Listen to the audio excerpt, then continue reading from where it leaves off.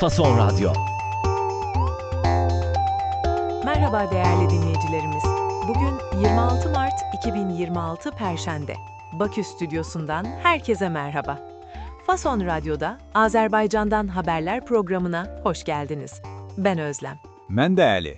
Bütün dinleyicilerimizi salamlayıram. Ali, notlara bakıyorum da bugün epey sansasyonel bir haberle başlıyoruz. Cumhurbaşkanının ailesine şantaj. Nedir bu olay? Bəli Özlem. Dövlət Təhlükəsizlik Xidməti, yəni DTH, prezidentin ailəsinə şantaj edən bir şəxsi həbs edib. Bu barədə BBC Azəri məlumat yayıb. Amma hələlik əməliyyatın detalları və şantajın məzmunu barədə rəsmi açıqlama yoxdur. Vay be!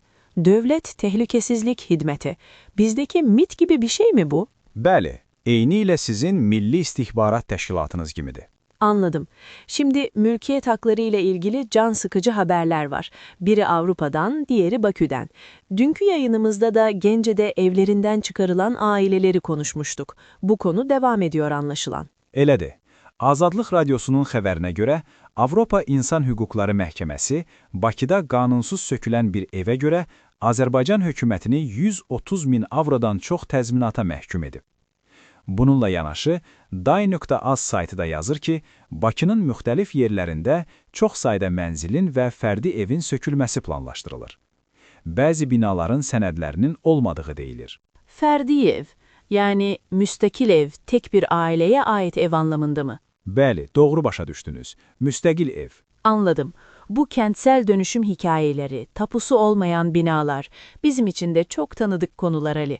Şimdi gelelim yine Meydan TV kaynaklı haberlere. Belli ki muhalif kanadın sesi bugün de gür çıkıyor. Biri tutuklu bir gazeteciden, diğeri bir işçi aktivistinden. Bəli, hər ikisi də müxalif yönüllü Meydan TV-nin xəbəridir. Meydan TV işi üzrə həbsdə olan jurnalist Natiq Cavadlı övladlarına məktub yazıb. Məktubda, vicdanımın səsi ilə yaşamaq istədiyim üçün bu çətinliklərlə üzləşirəm. Amma bu mənim üçün bir şərəfdir deyib. Çok dokunaklı bir mektup olmalı. Peki diğer haber neydi? İşçilerin koşulları ile ilgiliydi sanırım. Bəli, İşçi Masası Təşkilatının fəalı və inşaatçı Pərviz Əzimov işlədiyi tikintidəki pis və qeyri-sağlam şəraiti ictimailəşdirdiyi üçün şirkət rəhbərliyi tərəfindən təzyiqlərə məruz qaldığını iddia edir. Pardon Ali, içtimaileştirdiği için dedin. Yani sosyal medyada paylaştığı için mi? Yəni ictimaiyyətə açıqladığı, hər kəsə bildirdiyi üçün.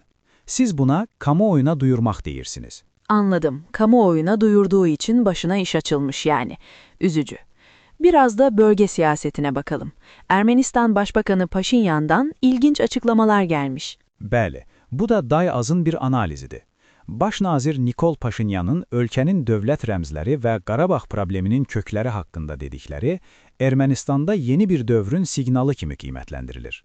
Bu, normallaşma prosesi üçün vacib bir addım sayıla bilər. Neyse ki notların sonunda biraz daha aç açıcı konular var. Biri turizm, biri spor. Trend.az saytının xəbərinə görə, dünyanın ən çox səyahət edən insanları birləşdirən Nomadmania klubu Qarabağa səfər edib və Xankəndini daha yaxından tanımaq istədiklərini bildirib. Bu bölgənin turizm potensialı üçün müsbət bir xəbərdir. Ne güzel. Bölgenin turizme açılması önemli. Ve son olarak bir madalya haberi daha var. Bəli, samboşumuz Elvin Bağırov, Moskvada keçirilən Sambonun Qurucuları Kuboku adlı beynəlxalq turnirdə bürünc medal qazanıb.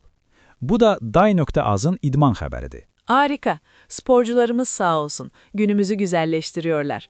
Ali, bugünkü notlar için çok teşekkürler. Mən təşəkkür eləyirəm Özlem.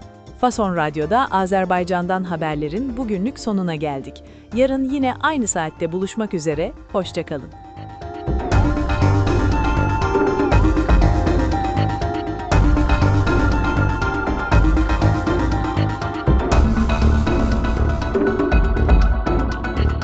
Fason Radyo.